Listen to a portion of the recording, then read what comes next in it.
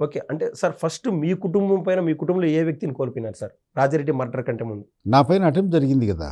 నేను చావుకు దగ్గరగా పోయి వచ్చాను. ఇట్లా పార్థసారథి ఇంక లేడు ఓకే. అయిన తర్వాత రాయారెడ్డి జరిగింది. రాయారెడ్డి జరిగినప్పుడే మా ఉమామహేశ్వరుడిని కూడా మా తమ్ముని కూడా వాళ్ళు చంపేశారు. ఓకే. మా సార్ ఇండ్లన్నీ తగలబెట్టారు, దగ్ధం చేశారు. ఓకే. మీరు చెప్తున్నారు సార్ అంటే అబద్ధము అనేది ఊరంతా చుట్టూ వస్తది. నిజం గడప దాటే లోపన్నట్టు.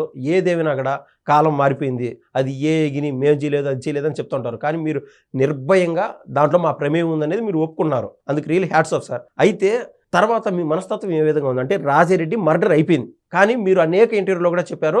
దాని వెనకల ఉండేదే రాజశేఖర రెడ్డి అని చెప్తున్నారు. తర్వాత రాజశేఖర రెడ్డి గారు నవ్వుతూ కళ్ళకళ్ళాడుతూ స్టేట్ అంతా తిరుగుతుంటే మీ మనస్తత్వం ఏ విధంగా ఉంది? ఆయన పైన మరోసారి తెగబడదామనే ఫీలింగ్ మీకు రాలేదా? రాలే. మా జోలికి పోయేంత వరకు మేము ఎవరి జోలికి పోం. మాకు శత్రువులంటూ ఈ స్టేట్లో ఉండేది జగన్ కుటుంబమే.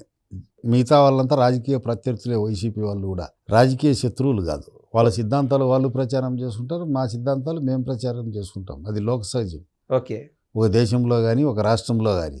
జగన్ కరడుగట్టిన నేరస్తుడు కాబట్టి, మా మీద సూట్ కేసు బాంబు పెట్టినాడు కాబట్టి, నన్ను అటెంప్ట్ చేసినప్పుడు వాళ్ళ నాయన రాజశేఖర రెడ్డి వాళ్ళ చిన్నాయన వివేకానంద రెడ్డి పైన డయింగ్ డిక్లరేషన్ ఇచ్చాను కాబట్టి, నన్ను అటెంప్ట్ చేసిన కేసులో రాయారెడ్డి మొదటి ముద్దాయి కాబట్టి వాళ్ళే మాకు శత్రువులు.